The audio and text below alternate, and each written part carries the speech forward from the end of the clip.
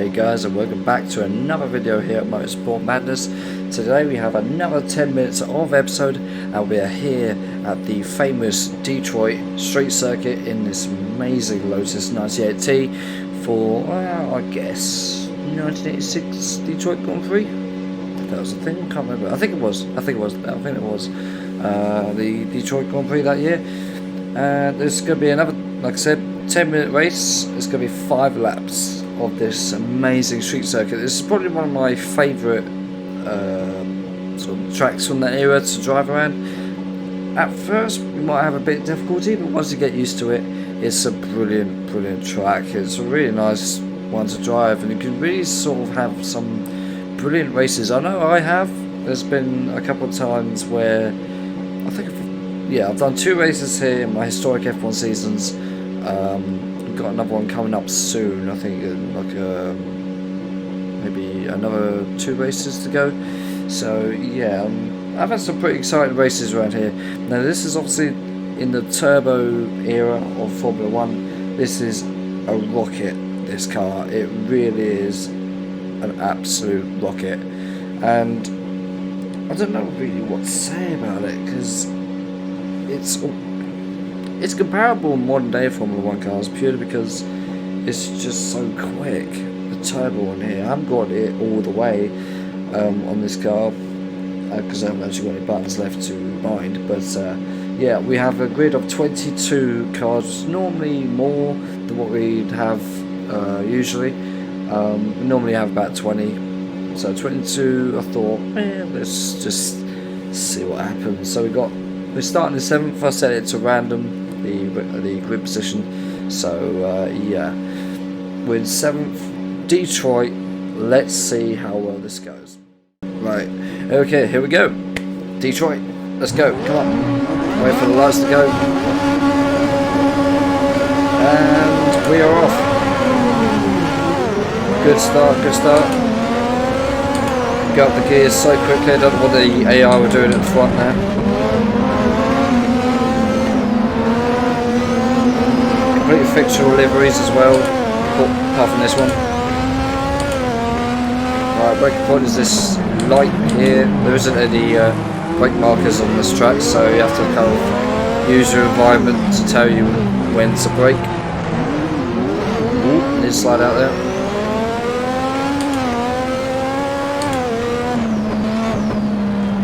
Slow down. Fine.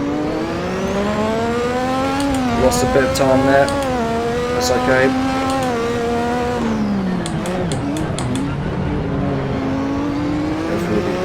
Wonderful streets of Detroit. Now this, well, I guess this race still exists. However, they moved it from the streets to Detroit Bel Air for the IndyCar races. So it would be quite cool if they did bring Formula 1 around here again. Maybe I should try that out and see what modern day Formula 1 cars would do on this track. Down this hill. Hit the barrier, because that's me. That's what I do.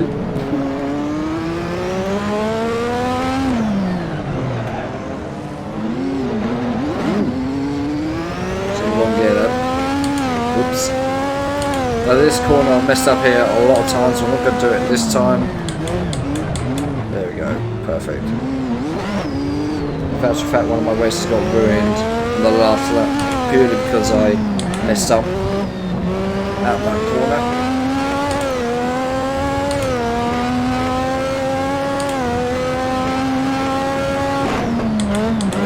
Got a brake here.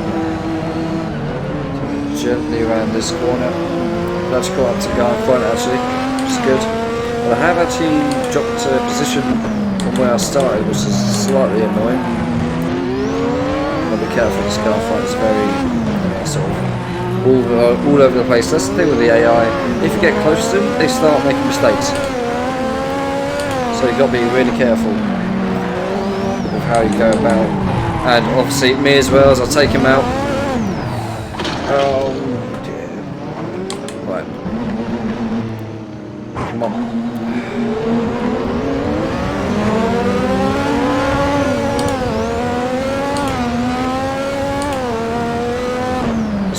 swap some positions back, because that was a bit of a mistake from me. But then again, he was going too slow. We should have expected it more.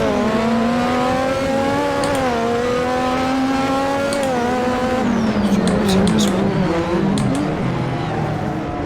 Going around him, I think. He was right on me out, he hit me. Thanks, mate.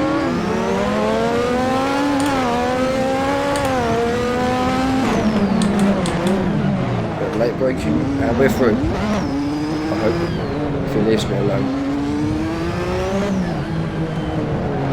Now, this era of Formula 1 isn't particularly my favourite, really. I just don't like the look of the cars. It's only until we get to like the late 80s, early 90s where the cars actually start looking really good. But yeah, in particular, this era is not my favourite. They sound good. Oh yeah, definitely sound good. And the Renault R30B looks good, I like that. The 98T again, it's one of my favourite Formula 1 cars. But the overall picture, don't really like. At least the quality of the races that I've watched have been quite good.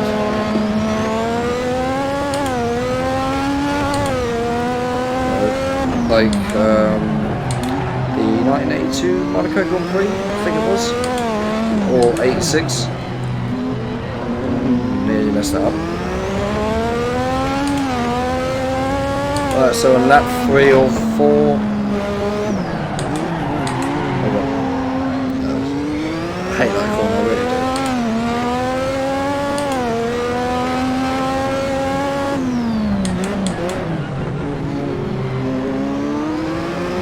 Let's try and get this guy from. Probably won't get him down here, but we'll try.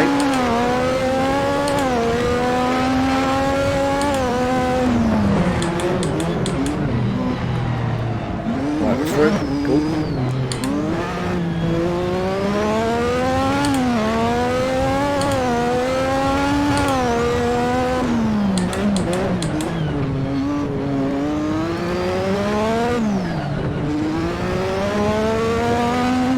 Let's try and concentrate now. Get to the end. Still got another 2 laps off of this. I love this tunnel section. It's actually quite cool because I have the GeoGuessr map out there, and when I was came to this circuit, obviously Formula 1 tracks, past and present, I came to doing this, adding this to the map, and it's actually quite interesting to see that it's all, the roads are all practically the same. They haven't changed. You can actually look at the track map. Look at the map of Google, and it'll be pretty much exactly the same. It's quite fascinating, actually. It makes me think. I wonder if like families go around that area and tell their kids, like, "Oh yeah, this used to be a racing track." Because in my area there was a Toys R Us store, which used to be a football stadium. I remember my dad used to tell me. All the time, so I went in there as a kid, telling me, "Oh, this used to be a football stadium." Obviously, back then, I didn't really know what it meant. So I was only like, probably about 7, maybe. I wasn't really into football, so I was like, okay, whatever. In my head, thinking like a little pitch or something, but no, it was Goldson Ground, Brighton Hove Albion's old ground, which I am a fan of. If you have a problem with that, then. Sorry. But yeah, we're not here to talk football, we're here to talk racing. This circuit, I'm really having to sort of concentrate quite a bit because it's a very tight and narrow street circuit. They built this to become the rival of Monaco, because at the time Detroit was a good place to be. They called it Rock City. Well, Kiss did at least. Don't think everyone did, but yeah, and obviously we know what it's all about now, which is a shame. Probably never see this here again, which is a shame. Right, last lap now. in 11th place, which isn't too bad really. If it weren't for that little tag I had earlier, it would be a lot higher, I'm sure. But we'll try and catch up to the guys in front and see what happens. I can kind of predict what's going to happen, but at least it gives you a good impression of what 1980s Formula 1 racing was like, especially on a circuit like this. I highly recommend you download this circuit. It's a brilliant track. It's challenging as well, it's not easy. Is it harder than Monaco? No, not at all, but it's difficult in its own unique way. Like, it's very hard to overtake here. You know, a good driver, a good fast driver. It's alright at back markers, but drivers that don't want to give up position that easily will have a difficult time. So maybe one race that I had in the, I think it was the 82 Detroit Grand Prix that I did. I was trying to overtake the leader for about 5 laps, and eventually I overtook him, and then he came back at me and tried to get the position back, and he took me out at that corner actually, and I wasn't happy. Really was angry.